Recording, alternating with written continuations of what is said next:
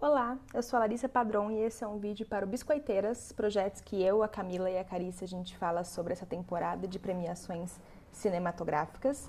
E hoje eu vim aqui falar sobre Uma Noite em Miami, que é um desses longas que está aí badalado nessa temporada, que é a estreia na direção de longas da Regina King, que é uma atriz que recentemente ganhou o Oscar de atriz coadjuvante por Se a Rua Billy Falasse, e aqui ela faz sua estreia. Esse longa está no Prime Video, que é o streaming da Amazon.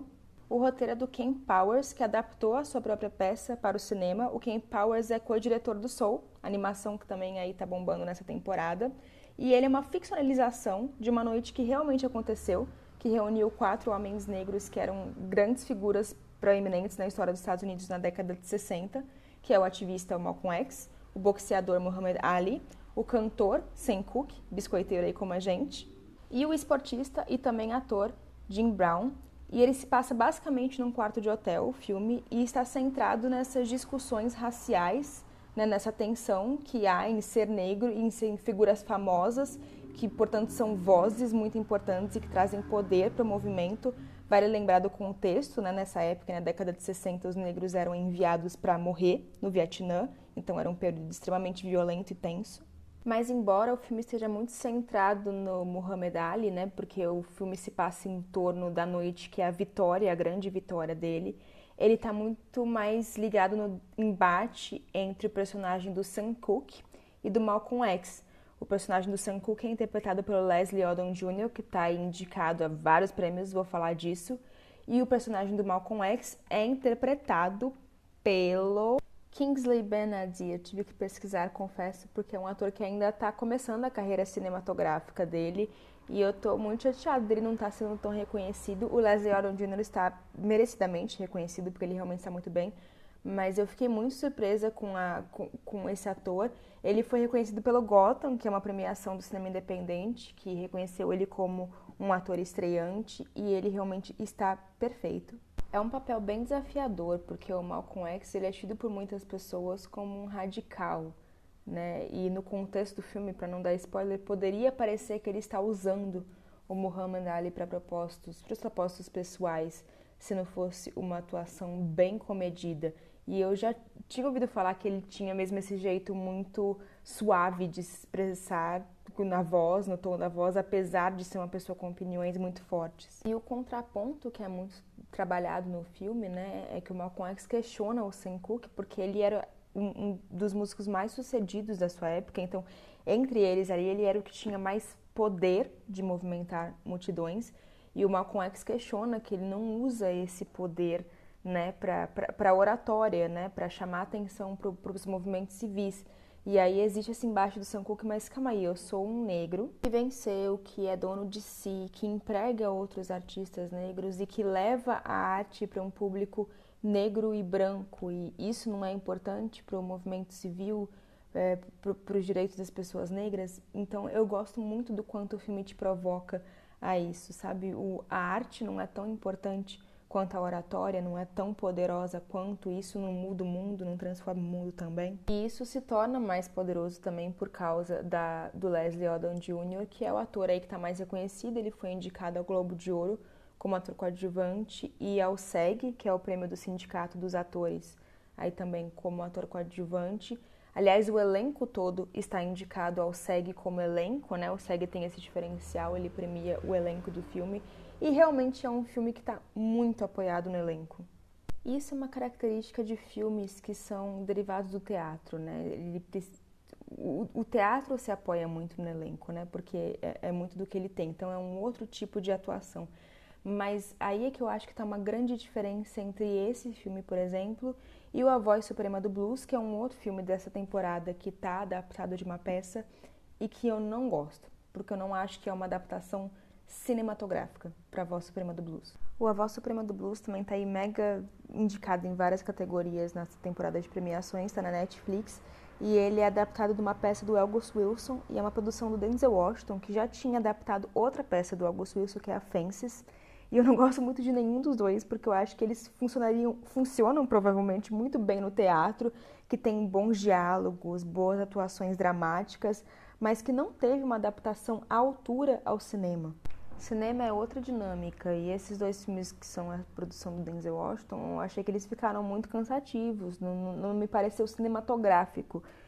Assim, pode funcionar, filmes que eu adoro, assim, que se passam em um só cômodo e tem pouquíssimos personagens.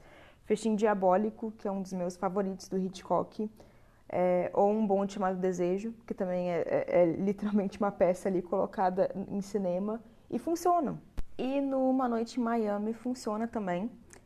Não é tão mérito do roteiro, poderia ser. Um roteiro pode salvar nesse caso, eu acho. Mas não é tão mérito do roteiro, não. Eu acho que o roteiro do Uma Noite em Miami é um roteiro bem protocolar, é uma estrutura bem simples. E em alguns casos eu acho ele bem expositivo. Em alguns casos eu quis dizer no caso do Muhammad Ali. Porque mesmo que você não faça a menor ideia de quem é o Muhammad Ali, em 2 minutos de Wikipédia você descobre várias coisas que estão ali no filme desnecessariamente. Mas é um bom roteiro, só não acho excelente. Mas eu achei a direção da Regina King muito foda. E fiquei muito surpresa, assim, com essa estreia dela. E ela está merecidamente indicada ao Globo de Ouro de direção, que inclusive o Globo de Ouro de direção esse ano tem 3 diretoras. Nossa, homens, vocês não sabem dirigir filmes, que vergonha. Uma das estratégias da Regina King, por exemplo, para não tornar o filme cansativo, é ela dar tempo ao tempo. Então o filme tem muitas falas, muita discussão, mas ele também tem muito respiro e é um respiro leve, né? O filme se passa em Miami, né? Que é uma cidade quente, ensolarada, então a fotografia inclusive ressalta isso, as cores são muito fortes, mas ela também dá tempo do personagem caminhar até o tal lugar, do personagem começar sobre uma coisa banal com outra. E isso, inclusive, dá alívio às tensões do filme. Eles estão discutindo coisas muito tensas ali. Então, ela sabe equilibrar isso bem, de dar uns respiros pra gente no meio de umas discussões super tensas. E também porque essas discussões são muito tensas, para que a gente não fique tendencioso, sabe? Ah, estou do lado do Malcolm X ou estou do lado do Sam Cooke? Não tem um lado. Os dois estão do mesmo lado, os dois têm as mesmas preocupações com maneiras diferentes de expressar isso.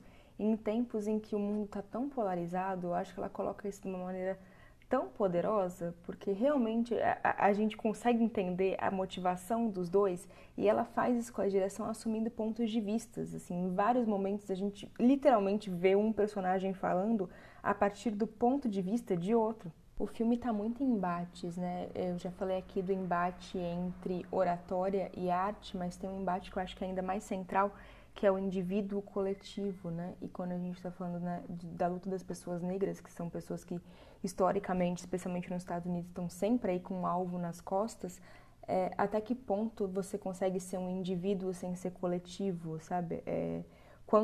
Até onde vai o indivíduo, até onde vai o coletivo. O filme questiona muito isso. Embate nem é a palavra certa, assim. O que ela tenta trazer é que é um conflito interno que a gente precisa abraçar. São contradições que estão em nós, são dois lados que estão em todas as pessoas e que a gente precisa disso, precisa dessa complexidade. Nós somos seres humanos complexos, né? Então, é muito bonito que ela faz isso para além das falas. Ela faz isso com a direção também. Eu sempre gosto de destacar qual é a minha cena favorita dos filmes. E nesse tem uma cena que o Sam Cooke, ele tá num show e o som falha e ele tem que fazer uma música a capela, que eu descobri que é a minha música favorita do Sam Cooke, porque, admitindo a ignorância, eu não sabia quem era pelo nome, que é a música Chain Gang. Ele faz essa música a capela e essa cena eu chorei, porque ela pra mim prova ali que a arte é tão poderosa quanto a oratória. Então eu acho a indicação da Regina King mega justa e todos os biscoitos para Regina King. E aí, já que estamos falando de indicação, né? Já falei do SEG, que o filme foi indicado, o Leslie Odom Jr. foi indicado ao ator coadjuvante e o elenco foi indicado ao SEG. E no Globo de Ouro, o Leslie Odom Jr. também foi indicado a coadjuvante, está indicada a canção original e a Regina King está indicada a diretora. O filme também entrou para a lista do AFI, que é uma lista bem reconhecida aí no meio de melhores filmes do ano. Ele ganhou um prêmio especial no Spirit, que é uma premiação dedicada a filmes independentes. Ele ganhou o prêmio Robert Altman, que é tipo um prêmio especial também. E ele também ganhou um prêmio especial do National Board of Review, que é uma outra premiação importante. E a gente tem falado de todas essas premiações no Biscoiteiras, tá? Então, se você seguir a gente lá, você vai ver a gente falando sobre todas essas. E sobre o Globo de Ouro especificamente, se você quer saber o que a gente acha da premiação, o que a gente acha da indicação da Regina King, você vai ter que ver ou ouvir a live que a gente fez.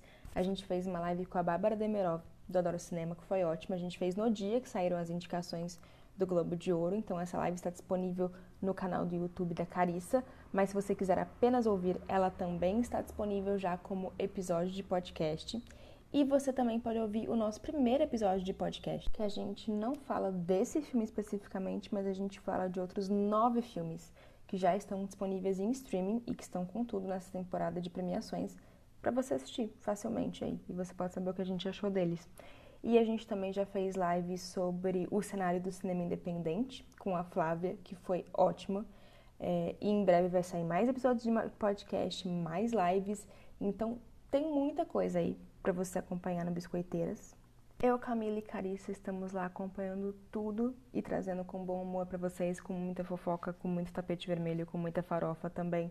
Então tá gostoso, tá divertido de acompanhar. A gente vai até o Oscar, até abril.